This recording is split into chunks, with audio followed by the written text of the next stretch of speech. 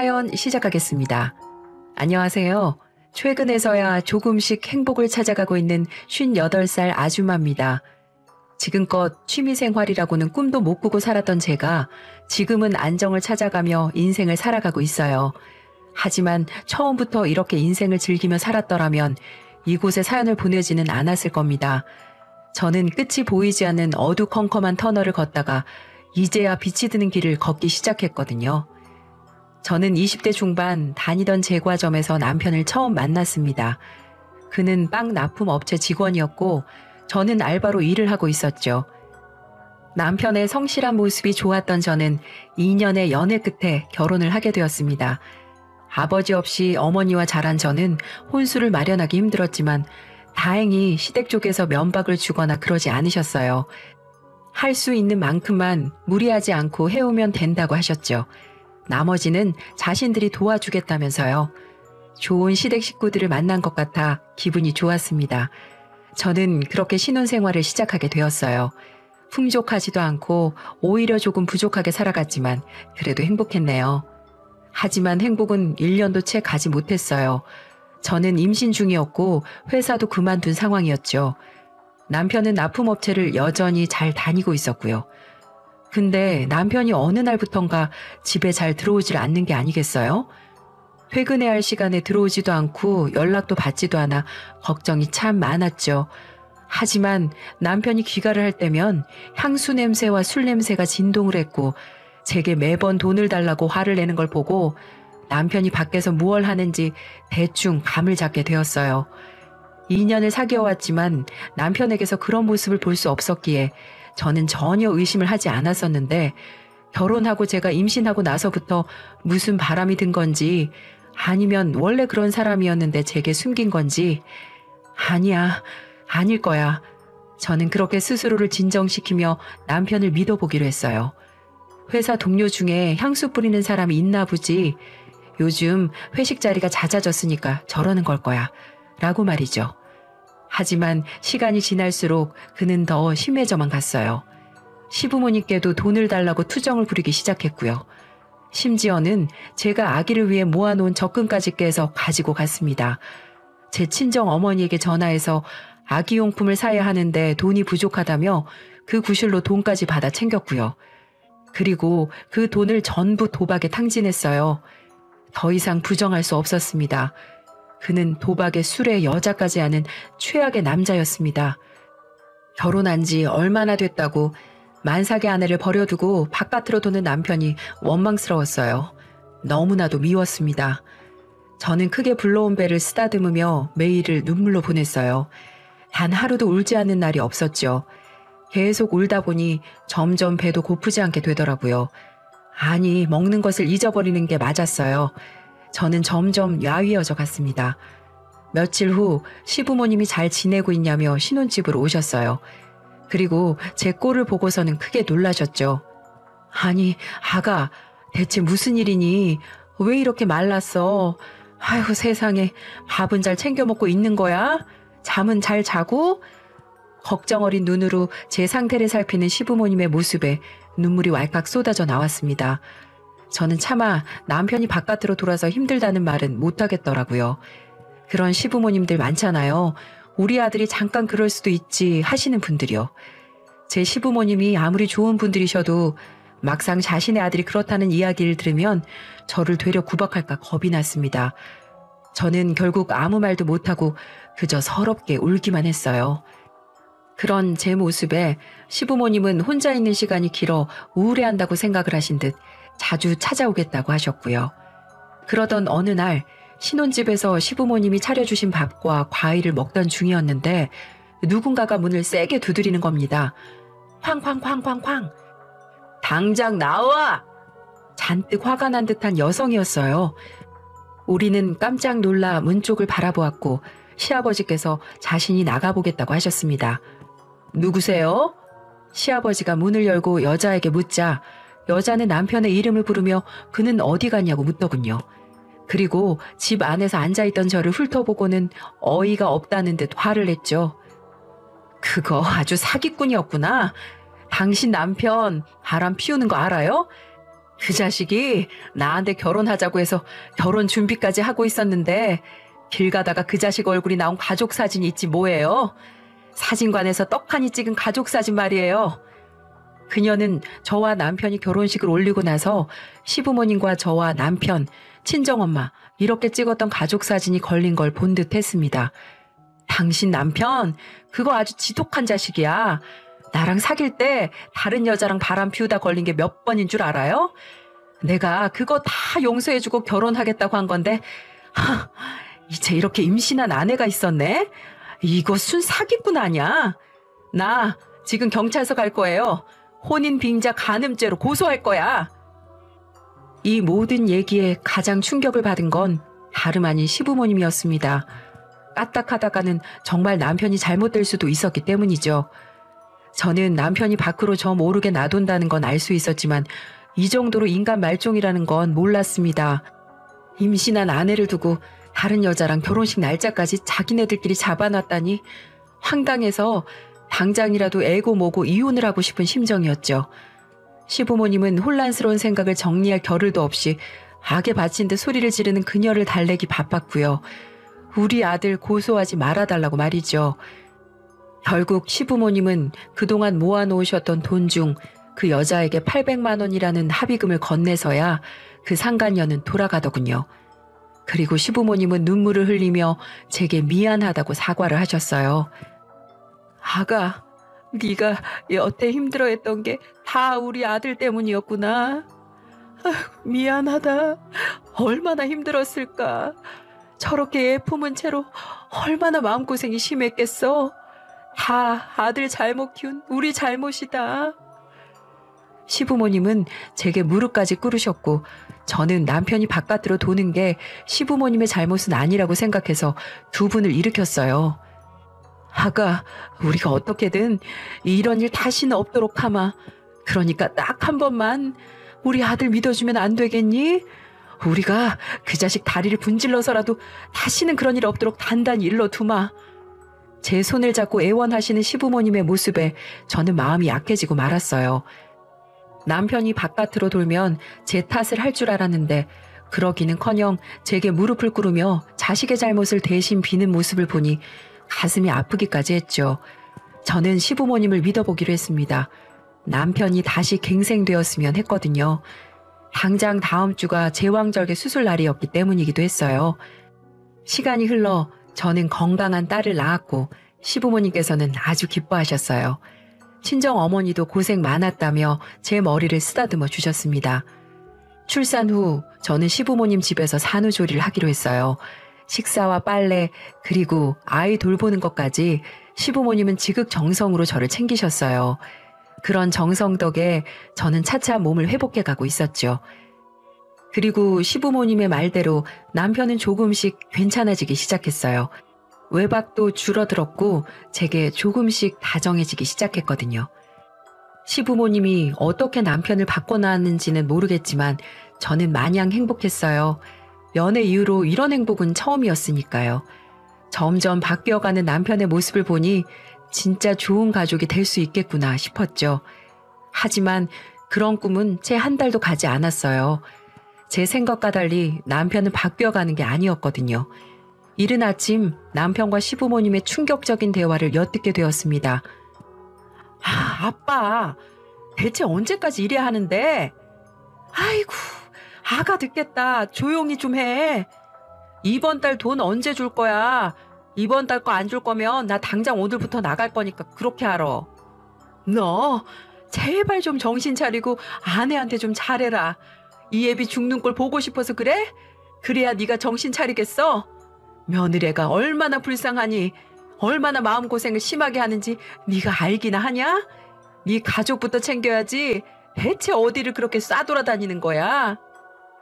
하지만 남편은 시아버지의 말을 듣는 채도 안 하더군요. 됐으니까 돈 내놓으라고. 누가 영감탱이 아니라고 할까봐 잔소리만 해대고 있어.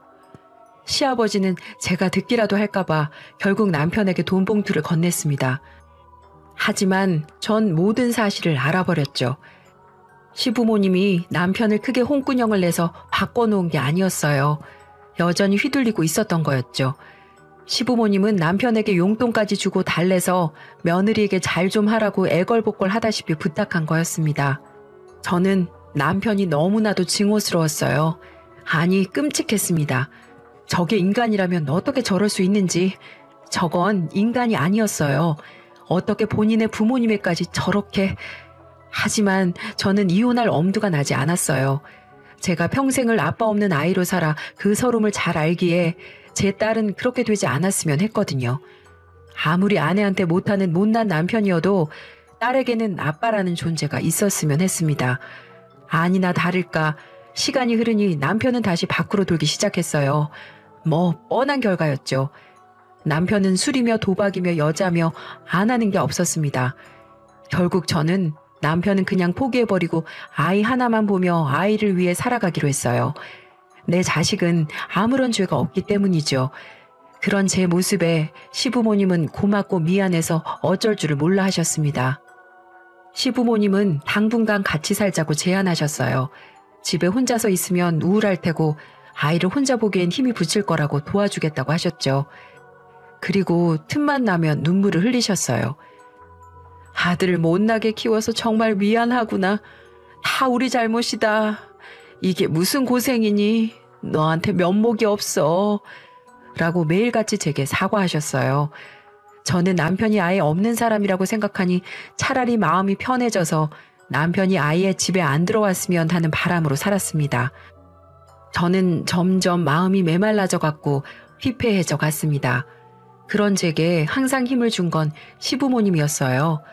겨울이 되면 직접 뜬 장갑을 저와 제 딸에게 선물해 주셨고 우리 며느리 좋은 옷 입어야 한다며 제 손을 이끌고 백화점에도 갔습니다. 백화점에서 옷을 고르고 있으니 다들 시부모와 며느리 관계로 보지 않고 부모님과 딸로 보시더라고요. 어머, 따님 옷 골라주시나 봐요. 어쩜 이렇게 가족이 화목하세요? 그 말에 시부모님은 제가 불쾌해할까봐 어쩔 줄 몰라 하시다가 제가 배시시 웃으며 네, 맞아요. 엄마 아빠예요. 라고 하니까 두 분은 눈물바다가 되셨어요. 시간이 흘러 딸이 중학생이 되자 저는 돈을 벌기 위해 대형 마트에서 시식코너 판매원으로 일을 하게 되었어요. 하루 종일 서서 만두를 굽고 자르고 굽고 또 자르고 힘들었지만 저는 제가 일을 할 수 있다는 것만으로도 감사해하며 열심히 출근했습니다. 몇 년을 더 일했을까 딸이 어느새 성인이 되었습니다. 딸은 지방국립대학교에 합격해 자취를 하게 되었죠. 어엿한 어른이 된 딸을 보니 기분이 묘하더군요. 자랑스럽기도 하고 아쉽기도 하고 아이를 둔 부모라면 아마 누구든 공감하실 거예요. 저는 눈물을 닦으며 딸에게 말했죠.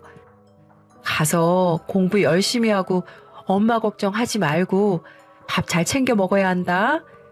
딸은 제 손을 잡고 말했어요. 엄마, 나 이제 성인이고 내가 알아서 밥벌이 할 수 있어. 그러니까 엄마, 이제 이혼하는 거 어때? 저는 딸의 말에 가슴이 쿵 하고 내려앉았습니다. 설마 딸이 이런 말을 하리라고는 생각도 못했거든요. 엄마랑 할머니, 할아버지가 아무리 숨겨도 아빠가 형편없는 사람이라는 거 나도 잘 알아. 초등학생 때부터 이미 알고 있었어. 나 그런 아빠 없이도 잘 살 수 있어. 그러니까 엄마는 나 때문에 자신을 묶어두지 말고 제발 이제라도 스스로를 위해서 살았으면 좋겠어. 딸은 잘 생각해보라며 엄마는 그런 사람의 곁에 있기에는 너무나도 아까운 사람이라고 했습니다. 그러니 그 사람의 곁을 떠나 자유롭게 살아가라고 했죠. 내 딸이 언제 이렇게 커서 엄마를 걱정해주고 저런 멋진 말을 하게 됐을까?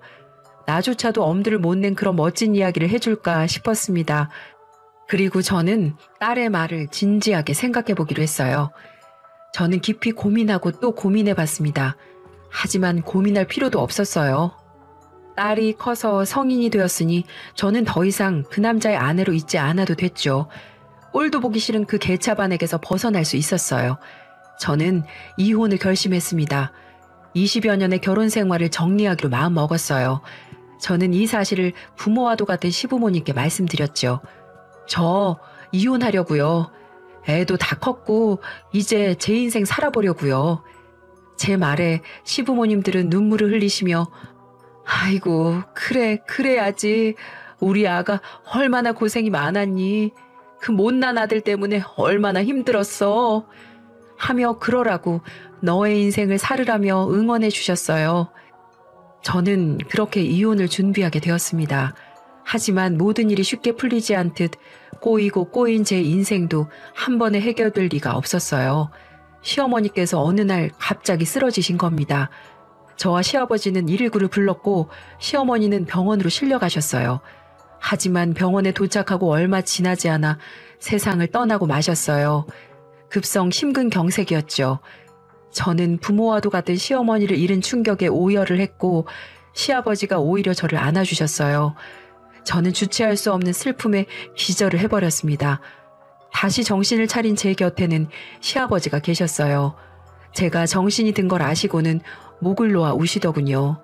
아내도 갔는데 너마저 그렇게 쓰러져 버리면 어떡하냐면서요. 딸마저 잃을 수는 없다고 하셨어요. 저는 시아버지를 꼭 안아드렸습니다. 한평생을 함께 해온 반려자의 슬픔은 이루 말할 수 없겠죠. 제가 할 수 있는 건 저의 존재가 시아버지에게 조금이나마 도움이 되길 바라는 것뿐이었습니다. 저는 이 상황을 알리기 위해 남편에게 전화를 걸었지만 전화를 받지 않더군요. 그래도 혹시 몰라서 문자로 어머님 돌아가셨다고 연락을 했지만 끝내 남편은 어디서 뭘 하는지 어머님 장례식장에도 오지 않더군요. 보나마나 어디서 도박을 하고 있느라 핸드폰을 꺼둔 거겠죠. 참 어리석은 인간이었습니다. 자신의 어머니가 죽은 것도 모르고 도박에 빠져 저렇게 허우적거리다니. 저는 시어머니를 잃은 슬픔에 이혼 소송이고 뭐고 아무것도 할 수 없었어요. 매일 슬픔에 빠져 울면서 잠들곤 했으니까요. 부모와도 같던 존재의 죽음은 도저히 제가 감당할 수 없는 거였습니다. 제가 근 20년을 버텨온 건 절 친딸로 생각해준 어머님과 아버님이 있었기에 가능했던 일이었는데 그런 분들 중 어머님이 세상을 떠나니까 말로 표현할 수 없는 고통에 하루가 피말라 갔습니다. 제가 매일 밤 틀어박혀 밥도 거르며 힘겨워하자 시아버지는 제 방으로 들어와서는 손에 무언가를 쥐어주셨어요. 다름 아닌 돈가방이었습니다. 시아버지는 눈물을 흘리셨어요. 우리 며느리, 아니 내 딸, 네가 20여 년간 고생한 것에 비하면 이깟돈 아무것도 아닐 게다. 진작에 너를 우리 아들한테서 떼어내서 너만이라도 행복하게 잘 살도록 했어야 했는데 미안하다. 손녀가 다 크면 그런 못난 아들이랑은 더 이상 같이 살지 말고 이혼해. 잘 살았으면 해서 준비한 돈인데 도움이 됐으면 좋겠구나. 1억밖에 되진 않지만 이제 너를 위해 쓰거라. 네가 무얼 하건 항상 응원하고 있으마. 못난 아들 때문에 오랜 시간 마음고생 시켜서 정말 미안하구나. 저는 오열을 하고 말았어요. 시아버지는 시어머니의 죽음으로 자신밖에 남지 않았으면서 제게 저렇게 떠나라고 하시니까요. 충분히 힘들고 슬플 텐데도 자신의 행복보다 며느리인 제가 행복했으면 하시니 눈물이 안 날 수가 있나요? 아버님, 저 이거 못 받아요. 아니, 절대 못 받아요. 제 말에 강제로 제 손에 돈을 쥐어주셨어요. 제발 받아다오. 이렇게라도 해주지 못하면 너에게 항상 미안한 마음을 가지고 있던 네 시애미가 하늘에서도 통곡을 할 게다. 저 세상 가서도 마음 편히 있질 못할 거야. 눈물 범벅이 된 시아버지는 제게 부탁했습니다. 결국 저는 그 돈을 받게 되었어요. 그리고 얼마 안 가 시아버지마저 건강이 악화되셨어요. 아버님은 평소에 지병이 있으셨는데 어머니가 돌아가신 후 충격이 크셨는지 한순간에 병이 심각해지신 것 같았습니다. 저는 시아버지를 병원으로 모시고 갔어요. 얼마 전에 어머니를 잃은 슬픔도 채 가시지 않았는데 아버님마저 그렇게 될까봐 이제는 두렵기까지 하더라고요. 저는 매일 시아버지의 병간호를 했습니다. 시아버지는 얼른 가서 너의 인생을 살아도 아까운데 다 늙어 곧 죽을 노인 옆에서 뭐 하는 거냐고 하셨지만 전 절대 그럴 수가 없었어요. 아버님은 제게 아버지 같은 존재세요. 그런 말씀 마세요. 아버님 건강해지실 때까지 제가 옆에서 지켜드릴 거니까 앞으로 그런 말씀 하지 마세요. 그런 말씀 하시면 저 정말 힘들어요.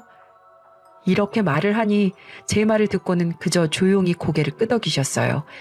얼마 후 아버님의 상태는 더 많이 안 좋아지셨고 결국 하늘의 별이 되셨습니다.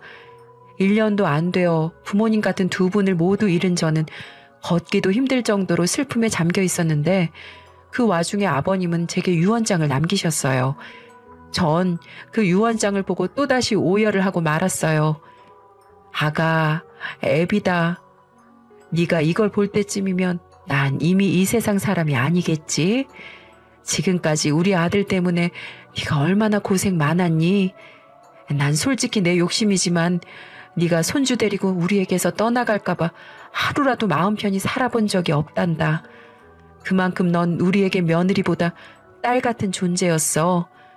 너와 오순도순 밥을 먹을 때, 같이 이곳저곳 걸으며 산책할 때, 먼저 하늘나라로 간 네 시모랑 웃으며 손주 보며 흐뭇하게 웃으며 바라볼 때, 이 모든 소소한 일상들이 나중에 알고 보니 큰 행복이란 걸 깨닫게 되더구나. 이제는 그런 행복했던 일들을 못한다고 생각하니까 이 죽음이 무섭진 않지만 내 추억이 사라지는 것 같아 그게 더 두렵구나. 난 이제 네 시엠이 있는 곳으로 가 니네들 사는 거 잘 지켜볼 테니까 앞으로 넌 더 이상 우리에게 얽매이지 말고 네 인생 살도록 하렴. 내가 진작 보내줬어야 하는데 너무 미안하다. 그리고 고맙다. 내게 남은 재산이라고는 다 처분해도 얼마 안 되는 돈이겠지만 이 돈 가지고 어디서 기죽지 말고 잘 살길 바래. 내 통장을 보면 1억 3천 정도는 있을 게다. 내가 장롱 속에 놔뒀으니까 너에게 조금이라도 도움이 됐으면 싶구나. 절대 우리 아들 같지도 않은 그 호로 자식에게는 네가 마음 약해져서 이 돈 줄 생각하지도 말고 이 유언장에도 내가 분명히 명시해 둘 거다. 우리 며느리, 아니 우리 딸 사랑한다. 라고 남기셨어요. 전 이 유언장을 받고 얼마나 울었는지 모릅니다. 항상 저와 딸아이에게 인자하신 모습들을 생각하니 가슴이 찢어질 듯 아파왔습니다. 끝까지 저를 이렇게 생각해 주시는 그 마음에 눈물이 나지 않을 수 없었어요. 그렇게 전 가슴에 아버님을 담고 납골당에 모셨습니다. 하지만 본인의 부모님이 돌아가셨는데도 연락 두절인 그 자식을 용서할 수 없었어요. 저는 남편에게 이혼 소송을 걸었고 경찰에 불법 도박으로 신고를 해버렸습니다. 이혼 소송 중인 남편은 부모님이 뒤늦게 돌아가신 줄 알고는 참회의 눈물을 흘리더군요. 왜 그동안 연락이 안 된 거냐고 물어보니까 남편은 기존에 갖고 있던 핸드폰은 사채업자들 빚 독촉 때문에 휴대폰을 켜보지도 못하고 도망자 신세로 지내서 몰랐던 거였습니다. 그러다 도저히 버틸 힘이 없게 되자 부모님에게 다시 돈을 부탁하러 왔다가 부모님이 돌아가신 걸 나중에 알게 된 거였고요. 그놈의 도박이고 뭐고 여자가 뭔지 자신을 낳아준 부모님이 돌아가시는 것도 모르고 저렇게 개망나니처럼 살다가 뒤늦게 후회하는 모습을 보니 참 한심하기 그지 없더군요. 남편은 모든 사실을 알고 눈물을 흘리며 땅을 치고 후회를 했고 현재는 그 슬픔에 빠져 알코올 중독자가 되어 피폐한 삶을 살고 있어요. 그렇게 우린 이혼 소송 5개월이 지난 시점에 20년간의 결혼 생활을 마침표를 찍게 되었습니다. 하지만 저는 그런 남편이 여전히 원망스러웠고 증오스러웠어요. 저는 염치도 없이 제게 찾아와 싹싹 빌며 제발 부모님이 모신 곳이 어딘지만 알려달라고 간곡히 부탁을 하더군요. 아휴, 계실 때나 잘하지. 그렇게 아들 때문에 가슴 아파하시고 평생을 내게 미안해 하셨는데 이 못난 불효자식 같으니라고. 저는 한심한 그 자식에게 썩 꺼지라고 소리쳤습니다. 저는 그 아들 같지도 않은 남편에게 언젠가는 시부모님들이 어디에 계시는지 말은 하겠지만 당분간은 말해주지 않을 겁니다. 그놈은 더 정신을 차려봐야 얼마나 부모님이 고마우신 분들이고 이 세상에 하나뿐인 존재라는 걸 알게 될 테니까요. 저는 지금 그 일이 있고 1년 후에 제과점을 열었어요. 아주 실력 좋은 제빵사도 구했습니다. 저는 제 인생을 20여 년 전 그날부터 다시 새롭게 쓰려고 해요. 처음에는 슬픔으로 아무것도 하기 싫었지만 제 행복을 간절히 빌어주신 시부모님과 제 딸, 그리고 제 자신을 위해서 열심히 살아가려고 합니다. 저는 최근 등산을 다니기 시작했어요. 산 정상에 오르고 싶다던 시아버지의 말씀이 떠올랐기 때문이죠. 저는 시부모님들과 찍었던 사진을 들고 정상에 오릅니다. 보여드리고 싶었거든요. 산 정상에서 얼마나 아름다운 풍경들이 보이는지, 얼마나 가슴이 후련하고 벅차오르는지. 등산을 시작하고 천천히 돌이켜보니 인생도 등산과 닮은 것 같습니다. 올라올 때는 너무나 숨이 차고 힘들고 포기하고 싶어지죠. 하지만 그 끝에는 정상이 있어요. 그 정상에서 내려다본 풍경은 그렇게도 아름답고 눈부십니다. 여러분들께서 살아온 인생이 고달프고 벅차고 때로는 포기하고 싶을지 몰라도 언젠가는 산의 정상 위에 선다면 다를 수 있을 거예요. 지나온 나의 아픔도 슬픔도 다 행복을 위한 거라는 걸 깨닫게 되기도 할 테니까 말이죠. 가슴이 뻥하고 뚫리게 될 날이 올 거라고 믿으셨으면 좋겠습니다. 희망을 잃지 마시라고 말씀드리고 싶네요. 제 긴 이야기 지금까지 들어주셔서